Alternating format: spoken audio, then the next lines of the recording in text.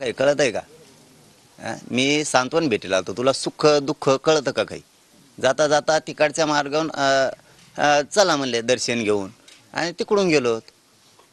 तुला काय कळतंय का काही? मेक्काचा कसा सभा घेतल्या असत्या ना. मग मी 4 तारखेला म्हणजे पाठ 3 तारखेला शब्द दिला होता की मी राज्यात कुठंच जाणार नाही. मी राज्यात कुठे गेलो का? नाही गेलो.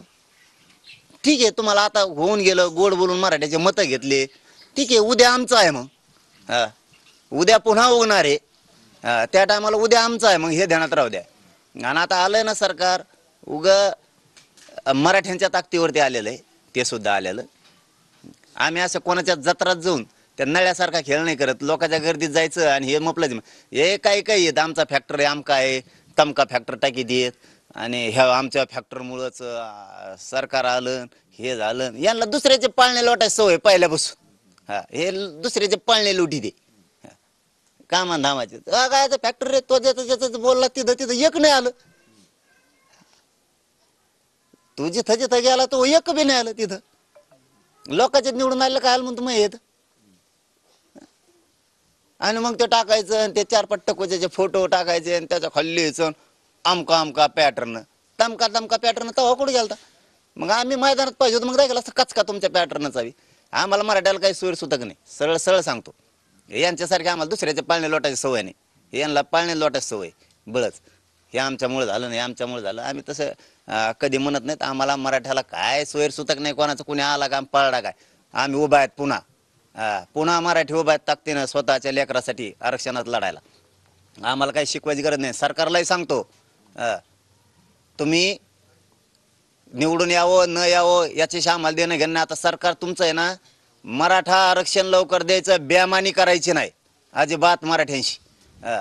बेमानी जर केली ना मराठ्याशी तर तुम्हाला इतकं भोगावं लागल. कारण मराठ्याला कोणचंच सरकार खेटू शकत नाही, कोणचंच. एवढा दम आहे आमच्या मराठ्यात. तुम्ही ते आम्हाला सांगू नका इतके कोणाचे आले आणि तितके कोणाचे आले. मी आणि माझा मराठा समाज मैदानातच नव्हतो.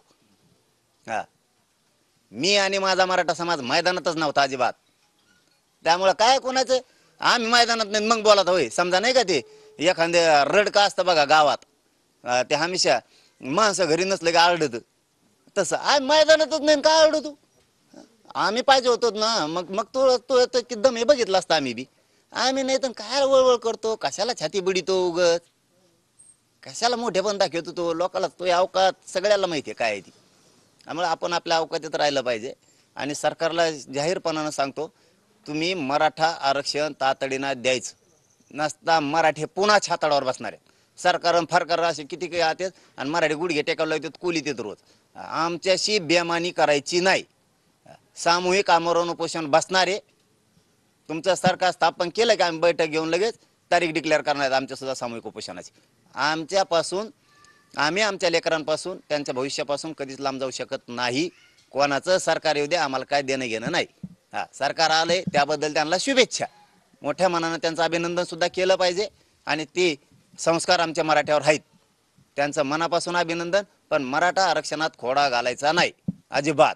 नसता मराठी तुम्हाला ताळ्यावर आणल्याशिवाय सोडणार नाहीत, गुडघ्यावरच टेकविणार तुम्हाला. आपण ह्याच कारणामुळं मैदानात उतरलो नव्हतो की इतर जाती, एका जातीवरती आपण निवडणूक लढू शकत नव्हतो म्हणून. काय असतं